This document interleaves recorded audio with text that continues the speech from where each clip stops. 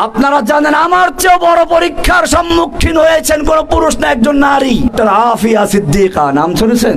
তাদের বোন আফিয়া সিদ্দিকীকে উলঙ্গ করে আমেরিকার হায়না সৈন্যরা সামনে কোরআনের পৃষ্ঠা বিছিয়ে বলেছে, এদিক দিয়ে হেঁটে যাও, যদি কোরআনের উপরে পা দিয়ে হেঁটে যেতে পারো তোমাকে মুক্তি দিয়ে দেব। আজ আমরা জানবো আলোচিত এক নারী ডক্টর আফিয়া সিদ্দিকী সম্পর্কে। ডক্টর আফিয়া সিদ্দিকীর জীবন একটি জটিল এবং বিতর্কিত গল্প। তার জীবন একসময় জ্ঞান অর্জন, গবেষণা এবং সাফল্যের জন্য প্রশংসিত ছিল, কিন্তু পরবর্তীতে সেই জীবন সন্ত্রাসবাদের অভিযোগ, আন্তর্জাতিক রাজনীতি এবং মানবাধিকার লঙ্ঘনের ইস্যুতে ঘেরাও হয়ে ওঠে।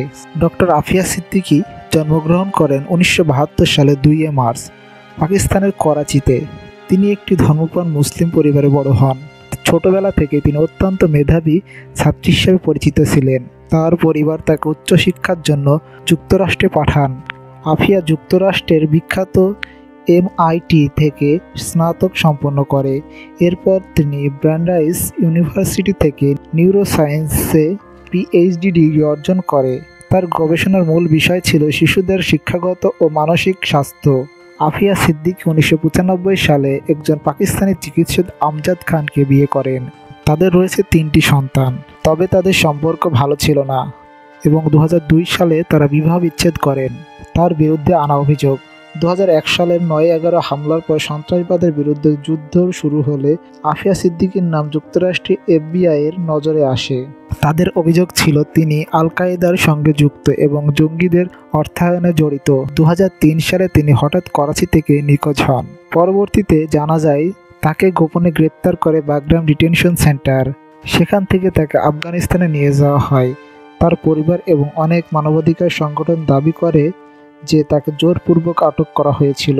মূলত এই কাজটি করেছিল তার নিজ দেশের সেনাবাহিনী। 2008 সালে আফিয়া সিদ্দিকীকে আফগানিস্তানে আটক করা হয়। যুক্তরাষ্ট্রের সরকার তার বিরুদ্ধে অভিযোগ আনে যে তিনি বন্দিদশা থেকে পালানোর চেষ্টা করেন এবং মার্কিন সেনাদের ওপর গুলি চালান। এই অভিযোগে তাকে 86 বছরের কারাদণ্ড দেওয়া হয়। তবে আফিয়া এবং তার সমর্থকদের দাবি এইসব অভিযোগ ভিত্তিহীন, তাকে অন্যভাবে ফাঁসানো হয়েছে। আফিয়া সিদ্দিকী টেক্সাসে একটি মার্কিন কারাগারে বন্দী। তার মুক্তির জন্য পাকিস্তান ও বিশ্বের বিভিন্ন মানবাধিকার সংগঠন কাজ করেছে। অনেক মানুষ তাকে নির্যাতনের শিকার এবং আন্তর্জাতিক রাজনীতির এক বলি হিসাবে দেখে থাকে। আফিয়ার মুক্তির জন্য পাকিস্তান এবং বিভিন্ন দেশে প্রচুর আন্দোলন হয়েছে। যুক্তরাষ্ট্রে তার বিরুদ্ধে আনা অভিযোগ ন্যায়সঙ্গত বলে দাবি করেছে। অনেক সংগঠন দাবি করে তাকে নির্যাতন এবং মানবাধিকার লঙ্ঘনের শিকার হতে হয়েছে। ডক্টর আফিয়া সিদ্দিকীর জীবন কাহিনী শুধু একজন বিজ্ঞানীর গল্প নয়, একটি মানবাধিকার, আন্তর্জাতিক রাজনীতি এবং সন্ত্রাস বিরোধী যুদ্ধের এক জটিল অধ্যায়। তার কাহিনী অনেকের কাছে অনুপ্রেরণার, আবার অনেকের কাছে বিতর্কের বিষয়। আপনার এই বিষয়ে আরও কোনো দিক জানতে আগ্রহী থাকলে জানাতে পারেন।